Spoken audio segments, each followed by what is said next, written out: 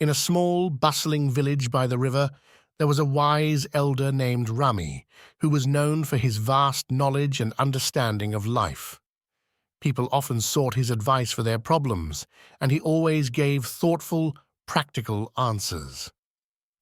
One day, a young man named Aaron came to Rami, carrying an old, worn-out fishing net. "Master Rami," Aaron began, "I found this net while cleaning the storeroom.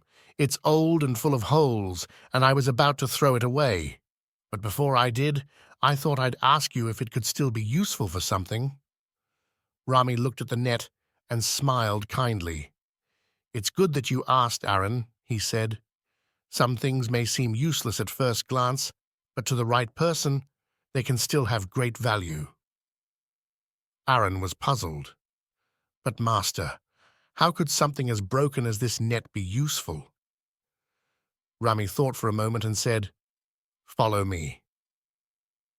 Together, they walked down to the river where a group of fishermen was mending their nets.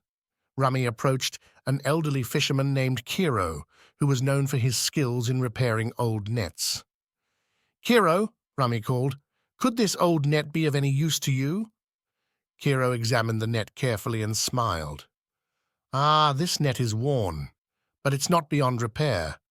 With a little time and effort, I can fix it. It might not be good for catching large fish anymore, but it will work just fine for smaller ones." Aaron was surprised. "So this net is still useful, even though it's old and damaged?" "Yes," Rami replied. "To Kiro, who knows how to repair nets, it still holds value, but to someone without the skill or patience, it might seem worthless."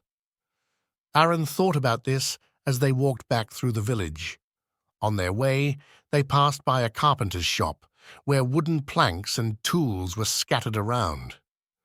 Rami stopped and picked up a small, broken stool. "What about this, Aaron?" he asked. "Do you think this stool could be useful to someone?" Aaron shook his head. "It's broken, Master. It can't even stand on its own." Rami smiled again. "To someone who needs a sturdy stool, perhaps it is useless. But to the carpenter who can fix it, it may be useful again." He handed the stool to the carpenter, who nodded in agreement. "With a little work, this stool will be as good as new." Aaron began to understand the lesson. So something that seems useless to one person can be valuable to another? "Exactly," Rami said. "Some things are useful to others and some are not. It all depends on who sees the value in them and how they choose to use them.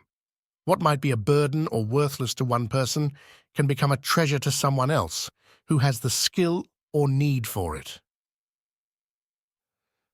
Later that evening, as Aaron sat by the fire at home, he reflected on the day's events. He realized that in life, not everything holds the same value for everyone. Just because something didn't seem useful to him didn't mean it wasn't useful to someone else.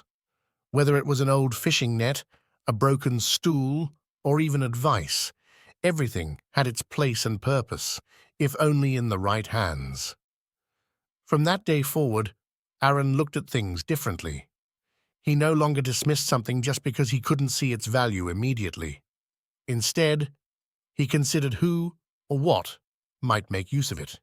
In time, he became known for his generosity in passing along items he no longer needed to others who could find new purpose in them.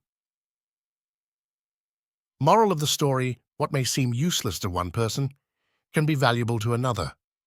Everyone sees value differently, and something that is of no use to you may still serve a great purpose in someone else's life.